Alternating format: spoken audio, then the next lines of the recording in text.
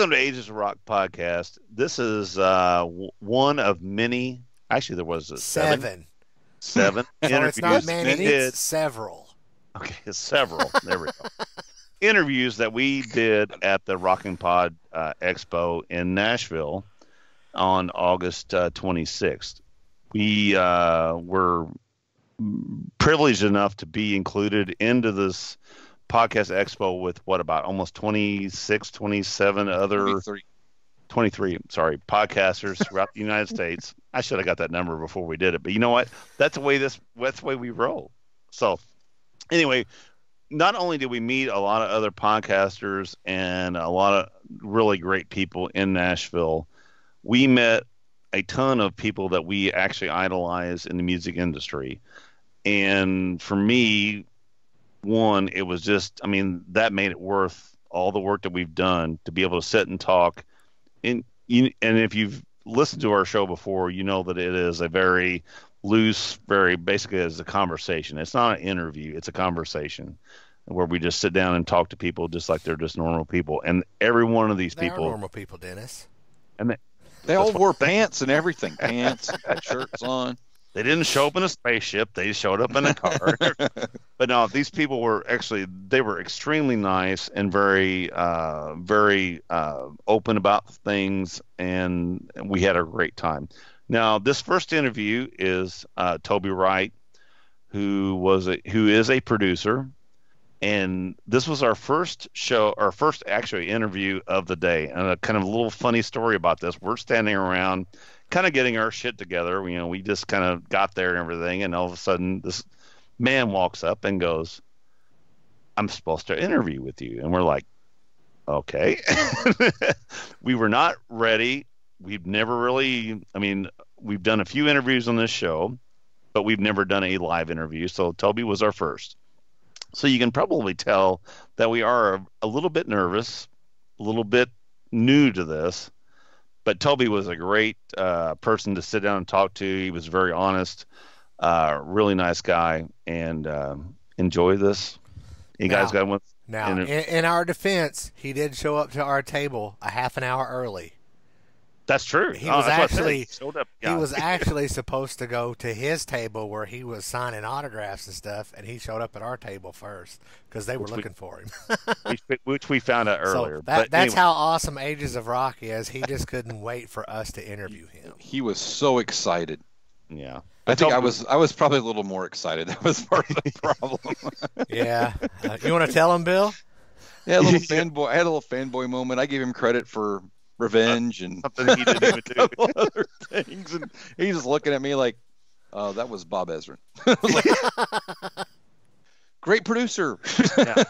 And really, the funny thing was, and we won't discuss it, but off the cuff, he did make some jokes and stuff about that. He was like, "Man, he was a great Bob's guy. going to give me a call, and we're going to get some shit about this." And I said, "Well, we won't put it out." But anyway, Toby was very, very nice, and like I said, just like everybody else in this whole expo, was extremely friendly, and please just enjoy this interview. All right. This is the Ages of Rock podcast coming to you from the Rock N Pod Expo in Nashville, Tennessee.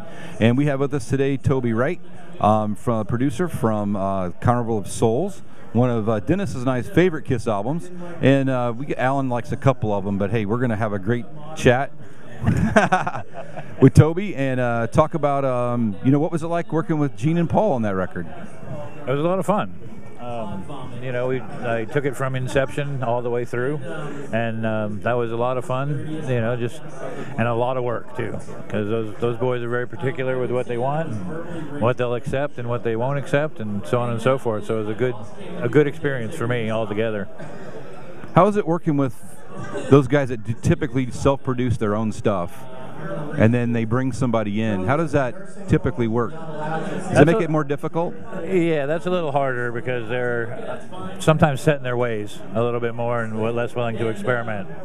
And I think that, those guys were a little bit, but they were after something that they thought I could provide them. So they let me take the reins a bit more than they might usually. Well, produced an awesome record. That is for sure. Thank you. Exactly. On that album, there's a lot of people say that was Bruce's album. Bruce that was kind of his baby. How much more influence did Bruce have on this album, or were Gene and Paul actually involved, like I said, through the whole process as much as that we thought that they were? You know what I'm saying? I think that they were massively involved, but Bruce played most of all the guitar and some of the bass and stuff on it. It was, he wrote a lot of the songs and co-wrote a lot of the songs with Gene and Paul. So, and another guy by the name of Kirk Cuomo. So that was, the whole team right there. And he was very instrumental in keeping it going and just finishing it out strongly once we had found out that were going to dump the record and go for the masks and $100 million. Exactly. So how far were you completely finished with the album when they made that decision that they were going to mothball it? Or because they shelved it for a long time and we kept waiting, and the bootlegs came out, and we got heard it earlier on. Right.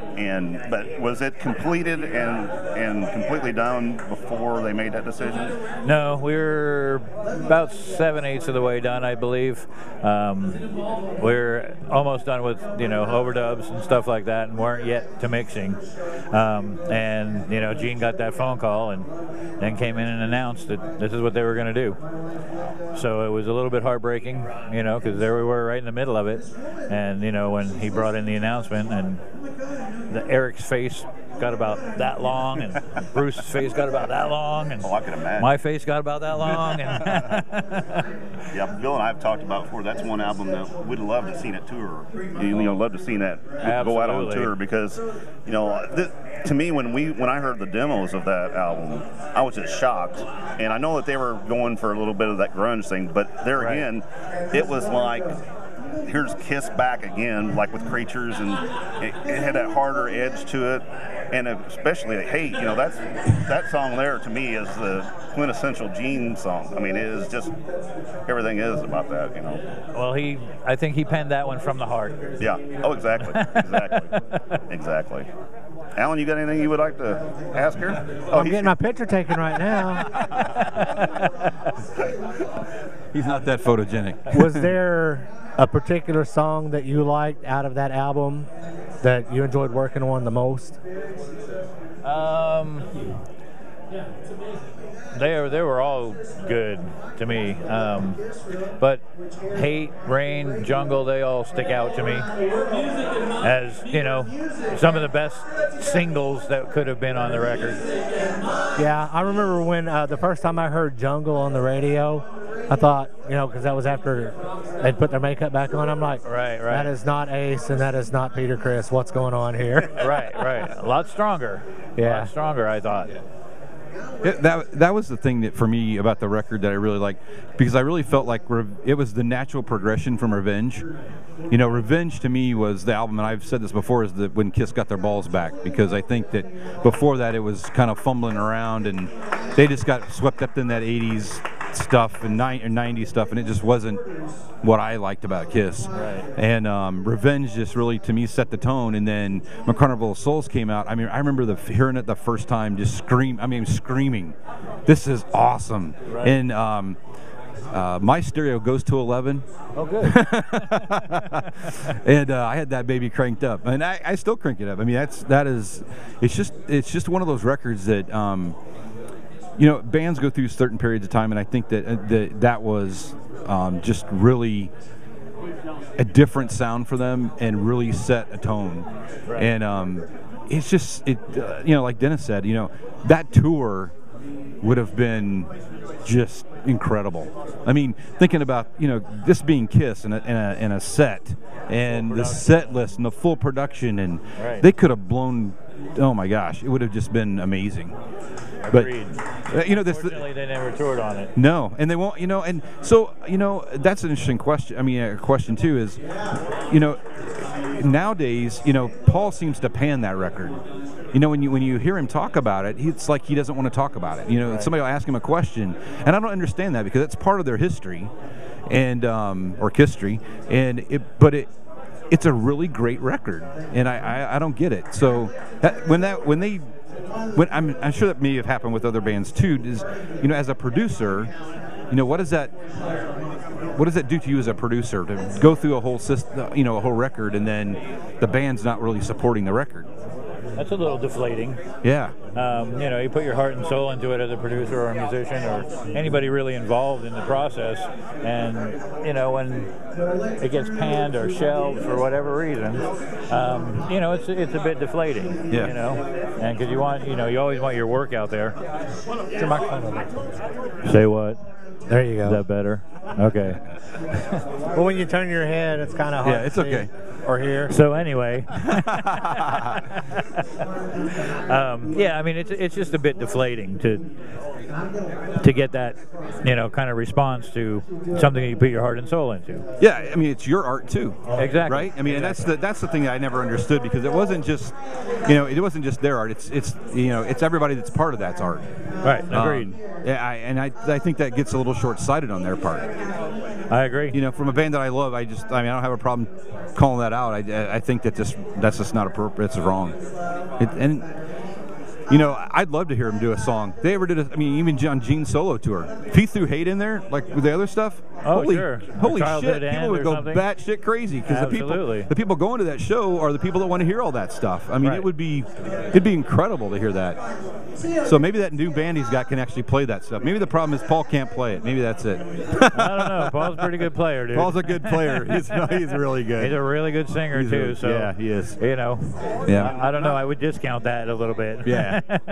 And not staying with Kiss the whole time now. You know, you did a bunch of other producing other bands. The ones that you produced, what are your favorites and favorite albums that you've done? That I produced? Yeah. With other ones, what's some of the favorites that you can think of?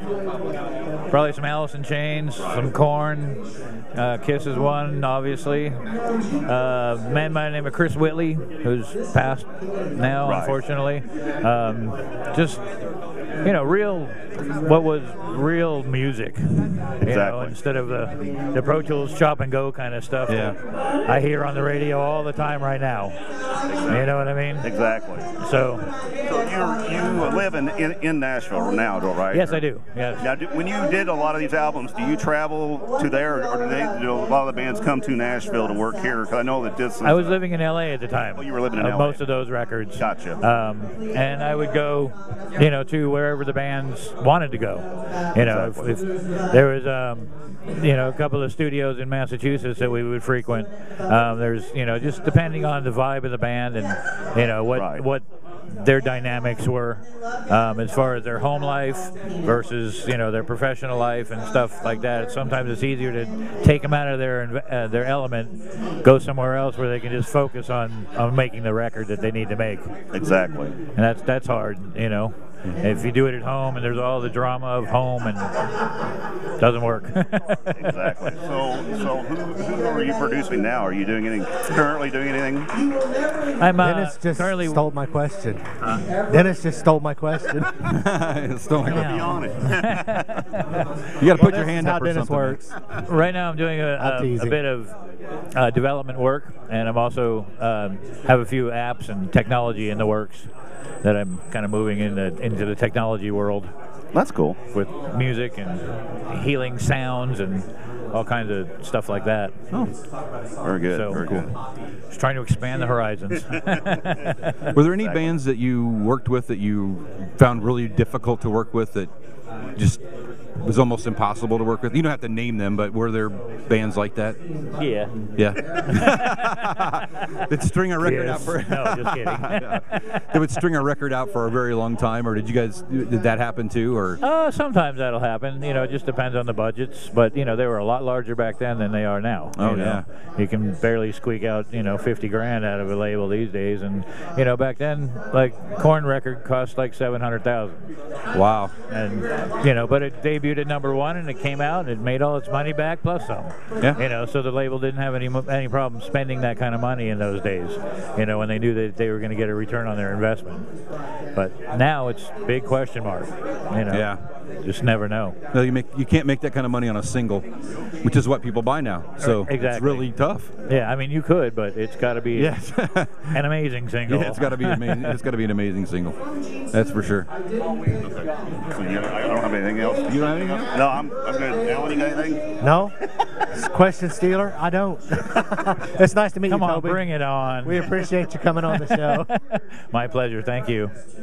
Now, do you want to tell people how to get in touch with you if you have any side projects you want to work on? Yeah, you can get rid of me. Yeah, you can get in touch with me at TobyWrightMusic.com. There you go. And that's the easiest way. All right. Thanks for coming on the show. We appreciate it. I appreciate it. Thank you. We appreciate it. Thank you.